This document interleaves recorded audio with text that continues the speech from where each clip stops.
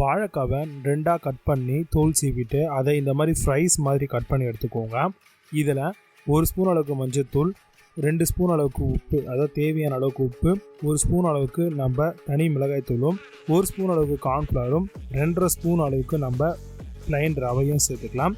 சேர்த்துட்டு எல்லாத்தையும் நல்லா மிக்ஸ் பண்ணி விட்டுடலாங்க. இது எல்லாமே நல்லா கோட் ஆகணும் அப்படின்னா கொஞ்சோண்டு தண்ணி வேணும்னாலும் தெளிச்சுக்கலாம். நல்லா கோட் ஆகிருக்கும். இப்போ ஸ்டவ் ஆன் பண்ணி நல்லா ஒரு திக்கிலான பேன் வச்சு அதில் இதை நம்ம ஃப்ரை பண்ணுறதுக்கான அளவுக்கு ஆயிலை சேர்த்துக்கோங்க. சேர்த்துட்டு ஒரு ஃபிங்கர்ஸாக எடுத்து நீங்கள் அழகாக அந்த எண்ணெயில் போட்டு பொரிச்சு எடுக்கலாம். இப்போ எல்லாத்தையுமே பார்த்திங்கன்னா நல்லா பொரியும் பொழுதே நம்ம கொஞ்சமாக கருவேப்பிலையும் போட்டோம்னா ஃப்ளேவர் ரொம்பவே சூப்பராக இருக்கும். இப்போ நீங்கள் 2 சைடுமே அழகாக திருப்பி விட்டுக்கோங்க. அழகாக ஒன்றுனா திருப்பி விட்டு நீங்கள் போட்டிங்க அப்படின்னா ரொம்பவே சூப்பராக இருக்கும். ஆல்மோஸ்ட் நம்மளுக்கு சூப்பராக ரெடி ஆகிடுச்சு. இப்போ டிஷ்யூ பேப்பர் போட்ட பிளேட்டில் அழகாக பார்த்திங்கன்னா இந்த ரா பனானா ஃப்ரைஸை பார்த்திங்க அப்படின்னா நம்ம சர்விங் எடுத்துக்கலாம். குழந்தைங்க விரும்பி சாப்பிடுவாங்க. ஸ்நாக்ஸாகவும் கொடுக்கலாம். ட்ரை பண்ணி பாருங்கள்.